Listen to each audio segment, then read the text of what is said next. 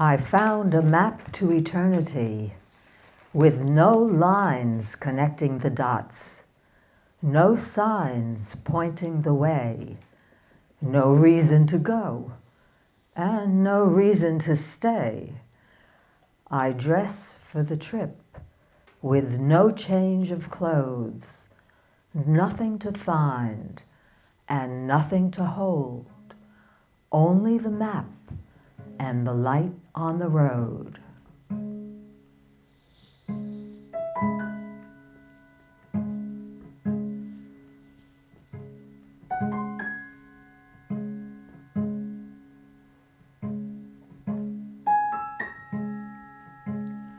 This is a time of no time, a space of no space, a place where the monk patiently waits to change her shape.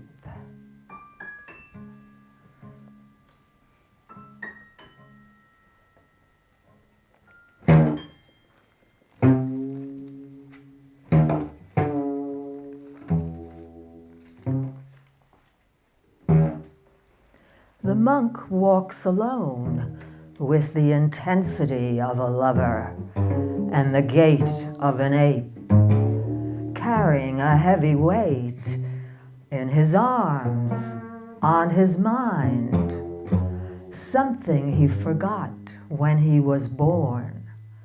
He stumbles and falls, loses it all in one step, and remembers.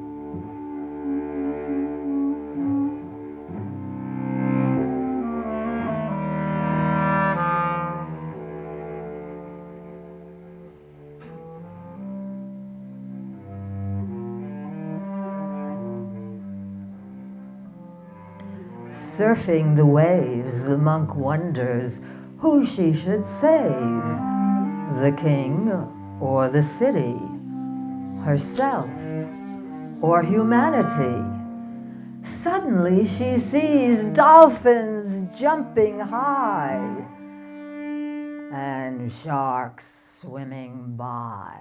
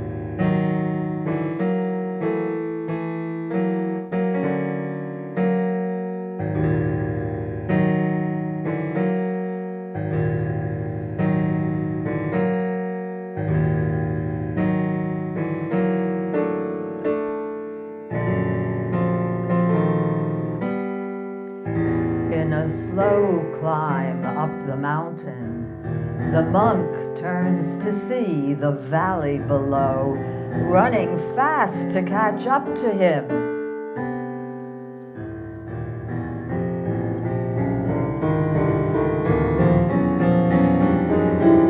He is in despair. He stops to rest and falls asleep. When he awakes, he is at the top.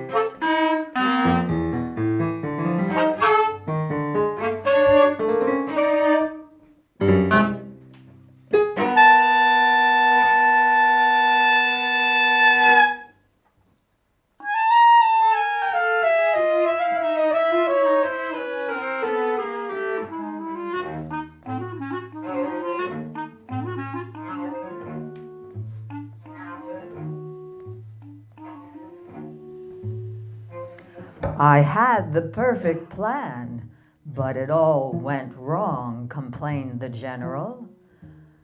The monk smiled. The plan is never perfect, but whatever happens is.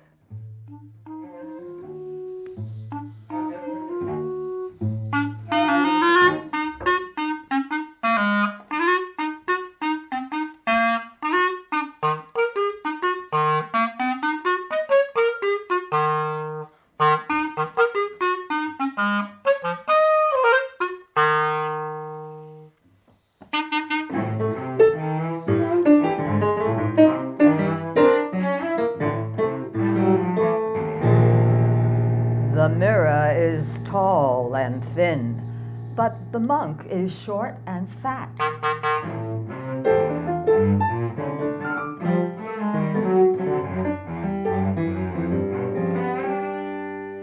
The mirror cannot reflect all that the monk is.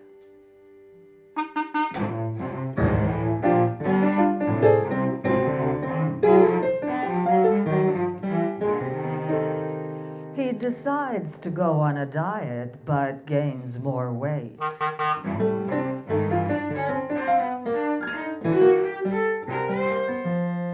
He then turns the mirror sideways, but it cuts off his head.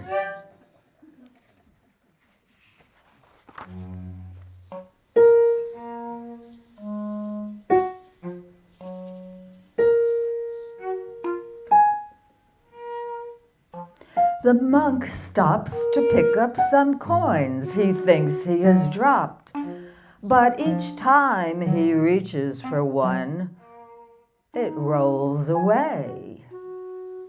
Thinking he could outsmart the coins, he jumps over them into a pit,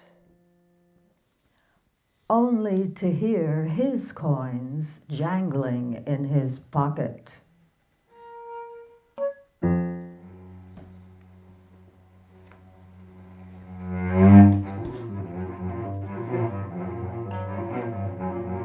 Several monks are looking for a lost monk. They search every night in a dark forest until it becomes a habit.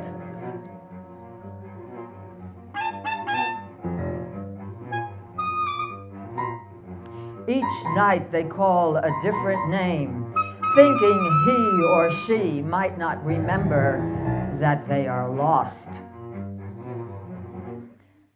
One night, one monk confesses that she's the lost monk. The next night, another monk says the same thing.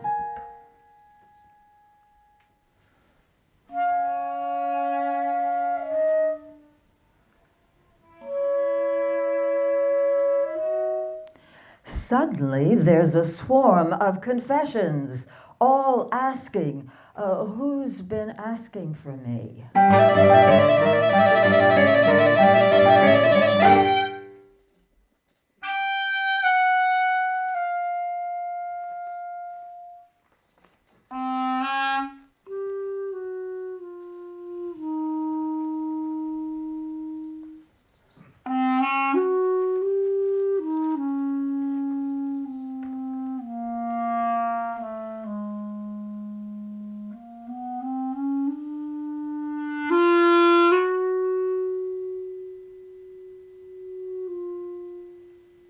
I am lost, says the monk. So am I, says the other monk. I'll look for you if you look for me. I have to find myself first. That's easy. You are here. How can I be lost and here at the same time? You are now.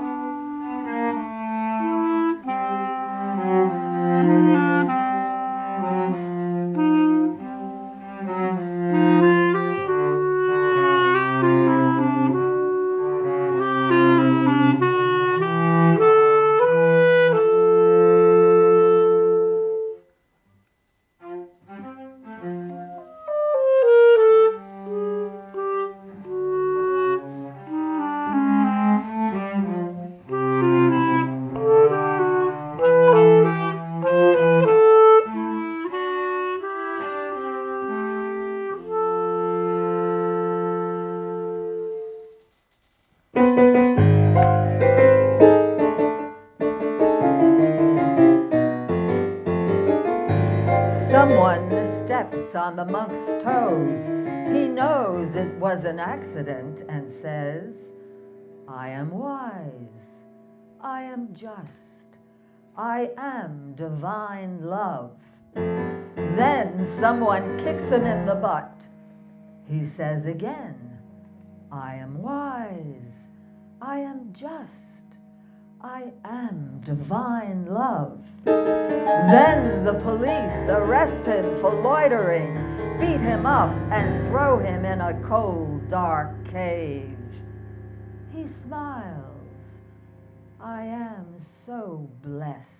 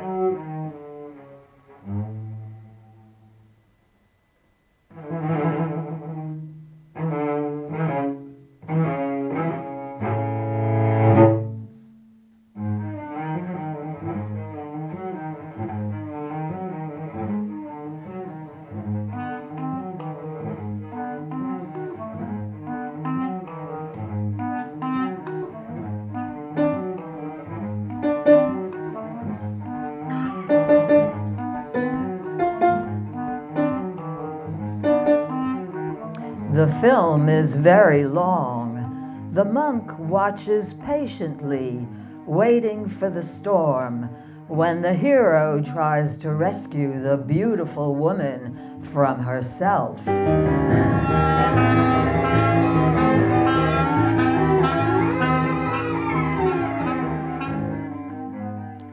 But she dies before he arrives.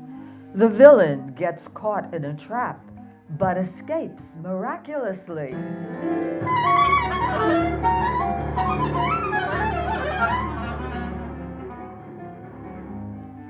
The monk then asks his teacher, why do the bad guys always win? Because the bad guys are also good guys.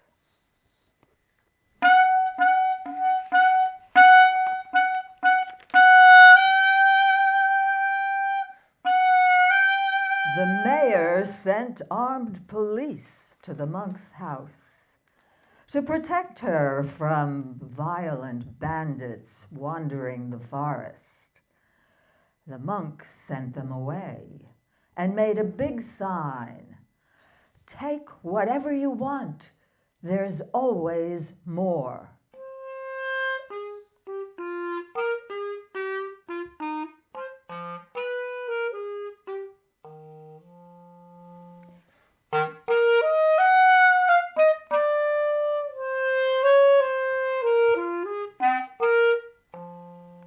She went to sleep, but was soon awakened by someone flinging open the door, shouting, I want more.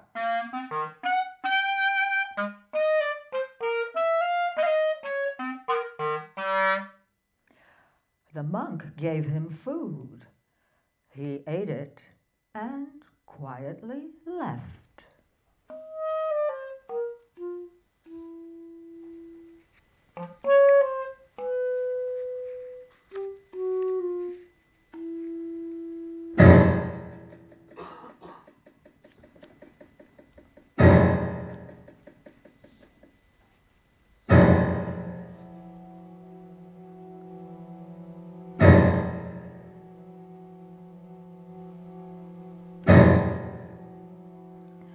When the bully came to town, the monk was silent.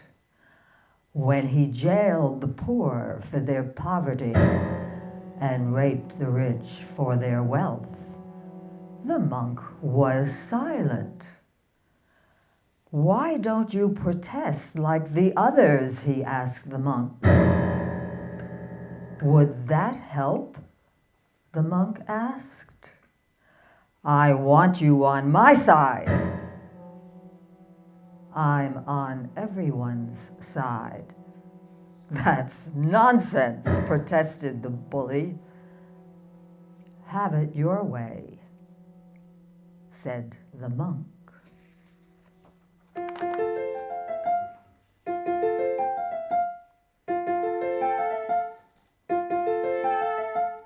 Everywhere the monk went, she was met with kindness.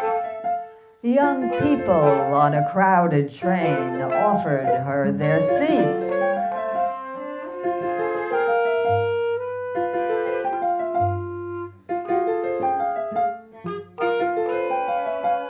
Men rushing to work carried her luggage.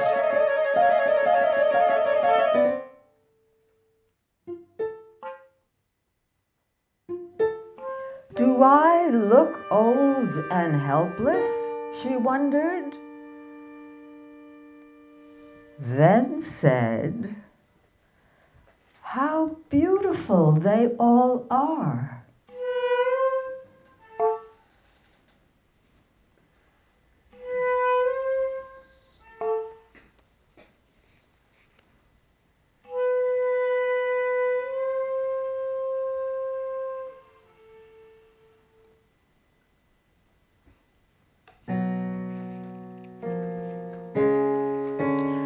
I am young forever, said the old monk.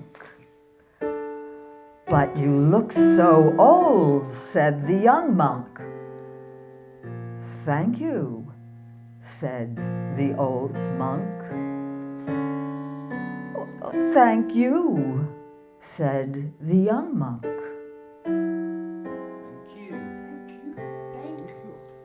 Thank you, Mom. Thank you, said the motorcycling milkman. Thank you, Pierre. Thank you. Thank you. Thank you.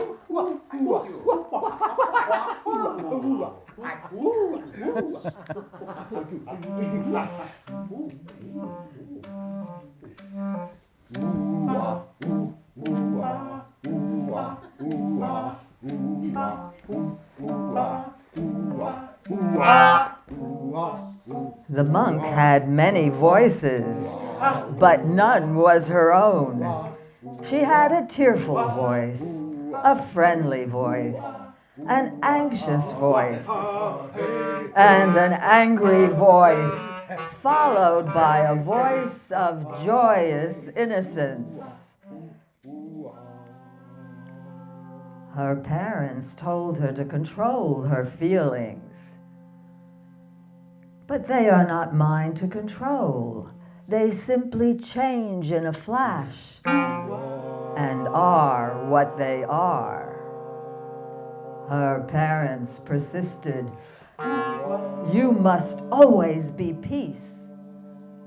The monk responded, every voice is the voice of peace, though it may sound like fire.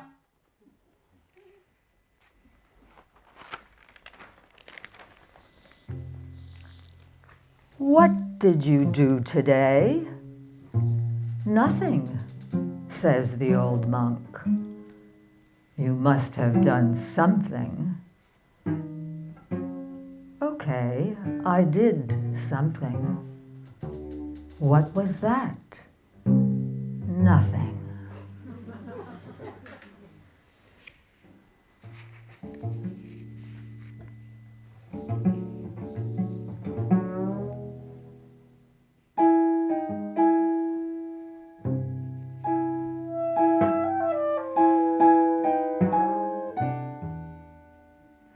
Monk and monkey meet on opposite sides of the tree.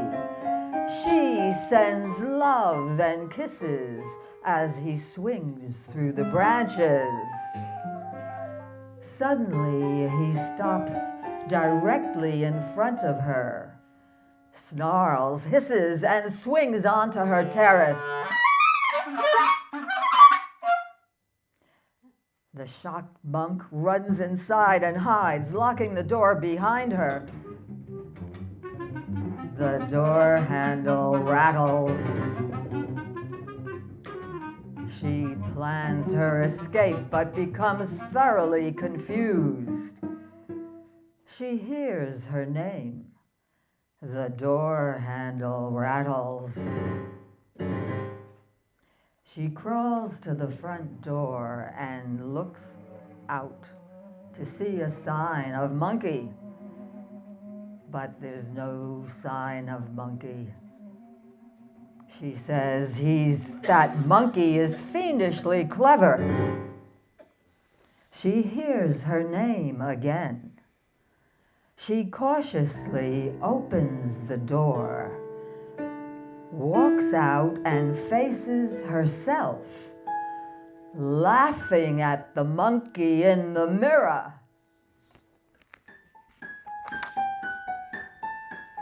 Follow the easy path of joy, says the old monk.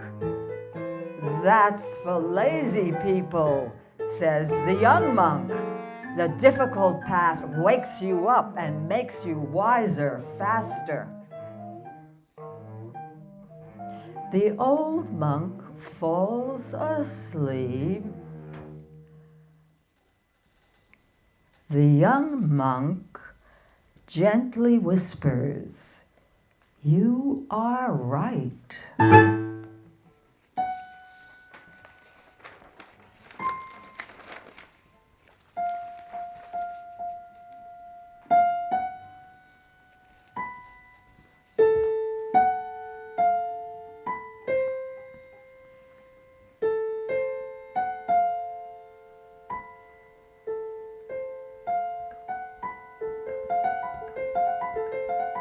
The monk welcomes the drop in temperature. The rise of a cold wind burning her face with freshness. A sting, a tingle, and finally an electric current pulsing through her veins. This cold storm makes her happy.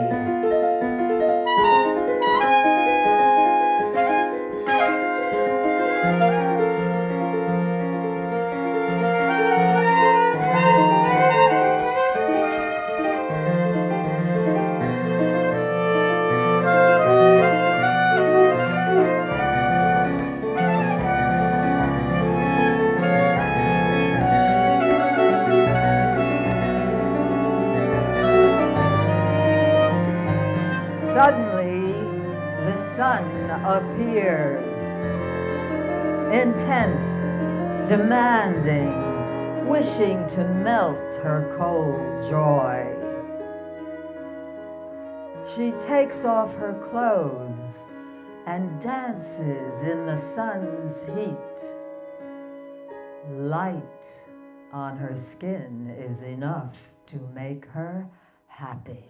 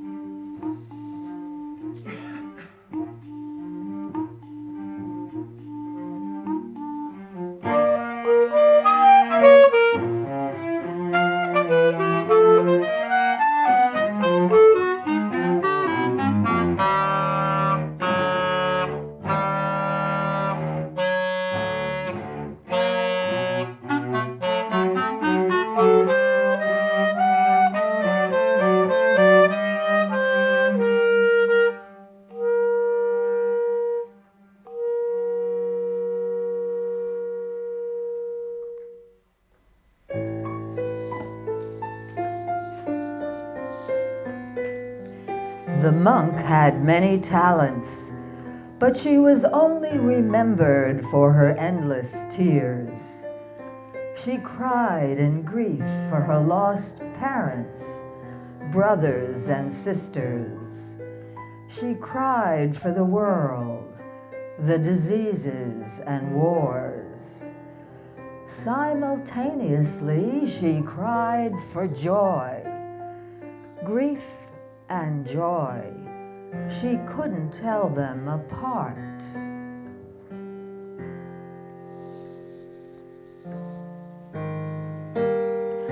"I'm so happy," said the monk. "Why?" said the other monk. "Because I speak to God." "So does everyone. And God speaks to me." "God speaks to everyone." "In words?" "In all languages, events, silence, you name it." "What does God say?" "Everything, anything, and nothing." "I thought God's message was only for me and everyone else."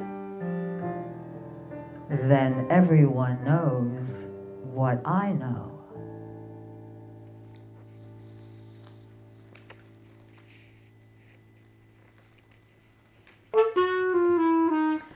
A beautiful young woman charms a young monk into following her. He follows her for many years, but is never able to catch up to her. One day he falls and can't move. Some people stop to give him food and money. Others pass by without seeing him. He stays in the same place a long time.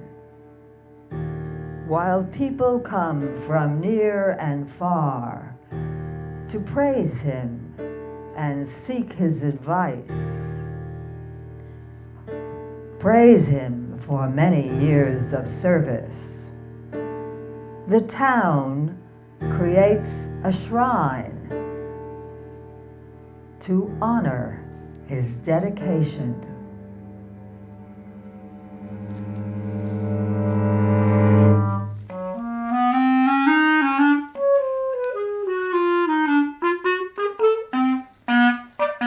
He is very grateful. One day, a beautiful young woman helps him to his feet. He thanks her and walks away.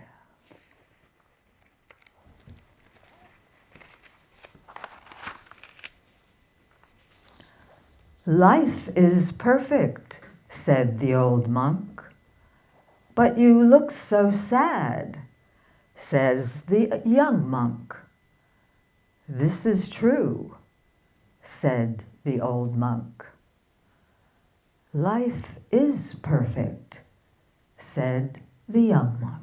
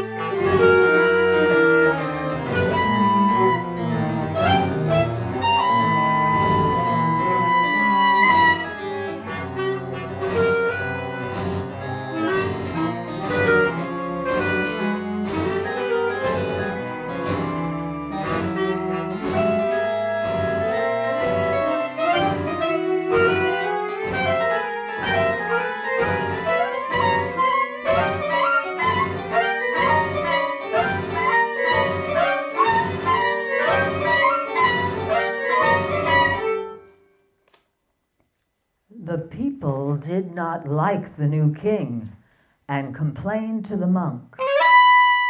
"How can we get rid of him without killing him?" "Tell him the truth." "But then he will kill us." "Say it in a way he can hear it."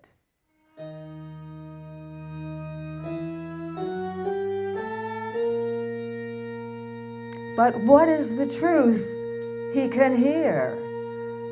"Tell him you've come to help him, but he doesn't trust us." Then help the people to trust themselves.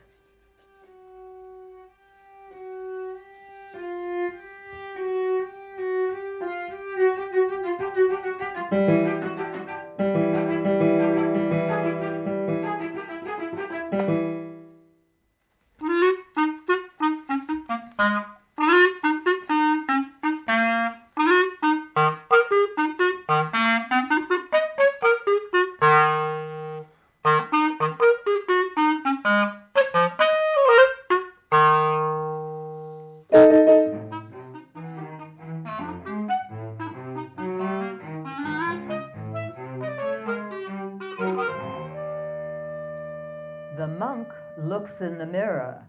The mirror says, "You are beautiful."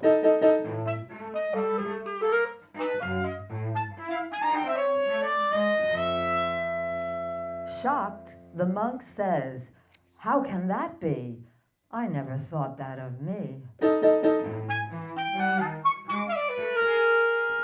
The mirror laughs. "At last we agree."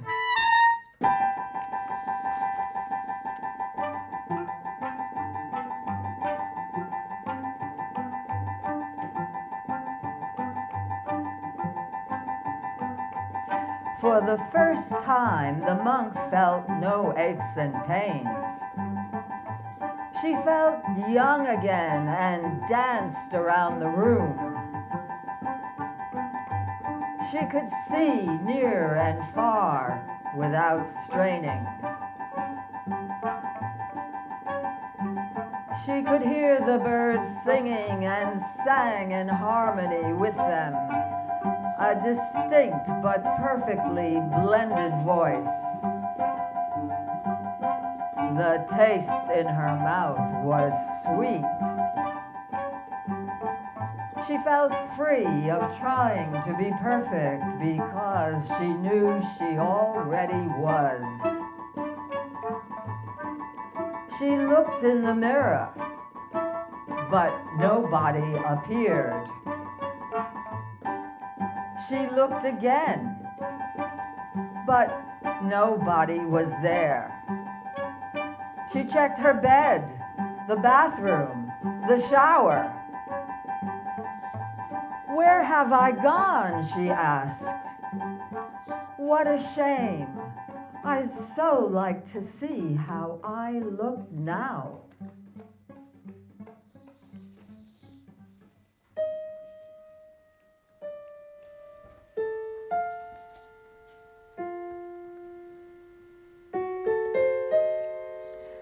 Packing her bags for the next journey, the monk is sure she has forgotten something important, but simple and easy to overlook. You know what I mean. Like her passport, a washcloth, the address of the hotel, something essential but simple.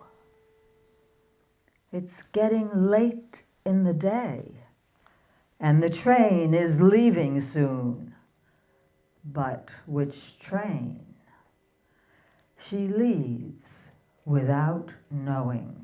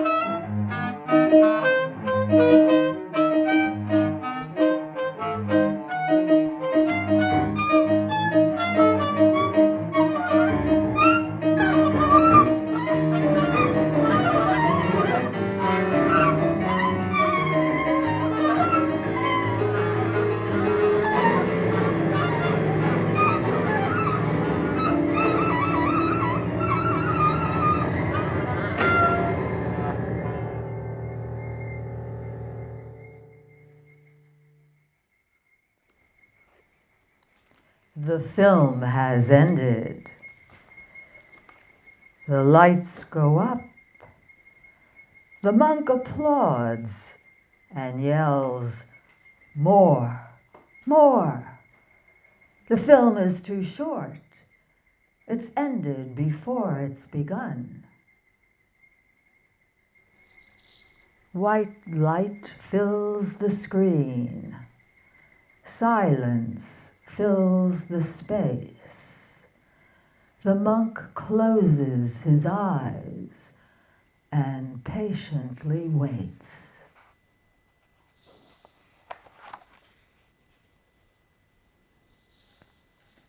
"Why am I here?" asks the young monk. "I don't know," answers his teacher. "Why are you here?" "To tell you, I don't know."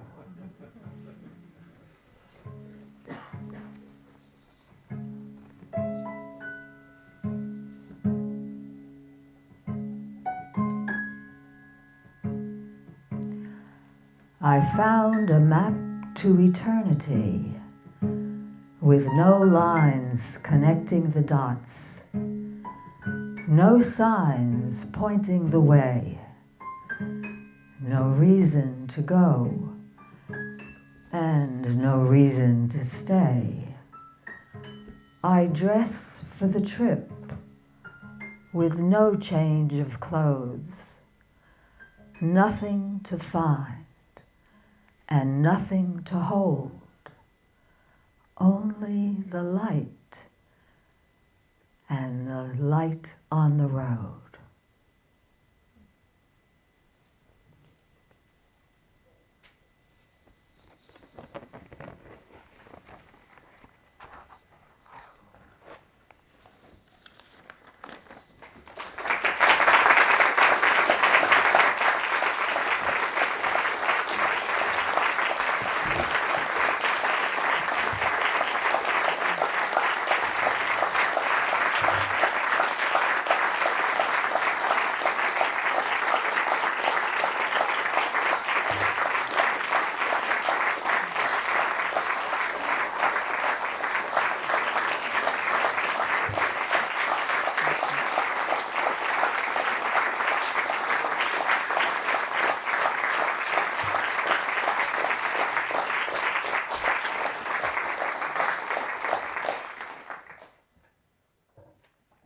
It was listed as a Q&A, but just have a chat with each other. We'll be happy to mix with you, and thank you very much for coming.